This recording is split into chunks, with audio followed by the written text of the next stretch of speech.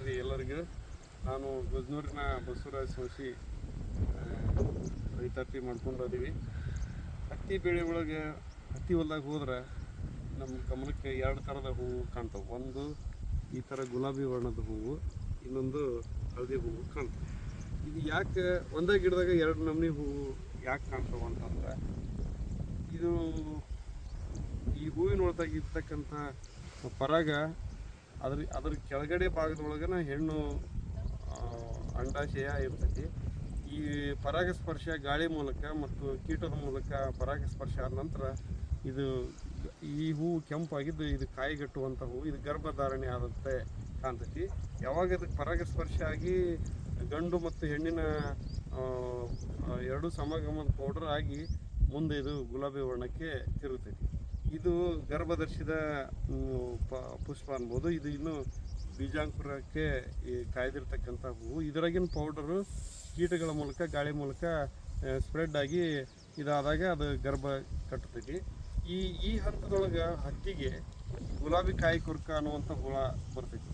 ಆ ಗುಲಾಬಿ ಕಾಯಿ ಕುರ್ಕ ಮುಖ್ಯವಾಗಿ ಅದು ಈ ಹೂವಿನ ಹಂತದೊಳಗೆ ಒಳಗಡೆನೇ ಸೇರಿಸ್ಕೊಂಡು ಅದರ ಹೂವಿನ ಎಲ್ಲ ಒಳ್ಳೆಯ ಮೃದು ಭಾವನೆಯನ್ನು ಮೃದು ಅಂಶವನ್ನು ತಿನ್ಕೊಂತ ಅಲ್ಲೇ ಮೇಯ್ಕೊಂತ ಸುಮಾರು ಅದು ಕಾಯಿ ಕಟ್ಟಿದ್ರು ಕೂಡ ಅದರೊಳಗೆ ಉಳ್ಕೊತೈತಿ.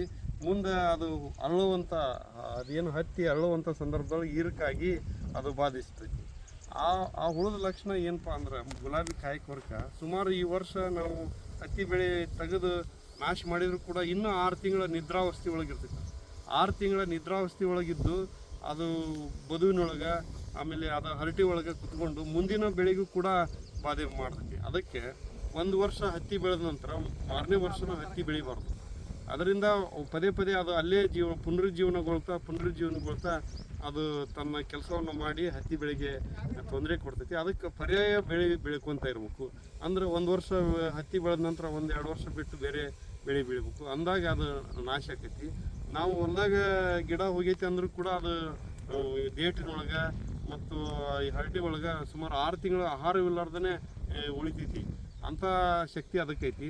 ಅದು ರೈತರನ್ನ ಕಾಡಿ ಇವತ್ತು ಇಳುವರಿಯಲ್ಲಿ ನಷ್ಟ ಉಂಟು ಮಾಡ್ತೈತಿ. ಆ ಕಾರಣಕ್ಕಾಗಿ ಈ ಬಗ್ಗೆ ಮುಖ್ಯವಾಗಿ ಈ ಹೂ ಹಂತದೊಳಗೆ ಅದನ್ನು ಸಿಂಪಡಣೆ ಮಾಡಿ ಕಂಟ್ರೋಲ್ ಮಾಡಿದ್ರೆ ಒಳ್ಳೆ ಬೆಳೆ ಪಡಿಬೋದು ಅಂತ ಇದಿಷ್ಟು ಮಾಹಿತಿಗಾಗಿ ನಾನು ತಿಳಿಸಿದ್ದೀನಿ. ಎಲ್ರಿಗೂ ನಮಸ್ಕಾರ.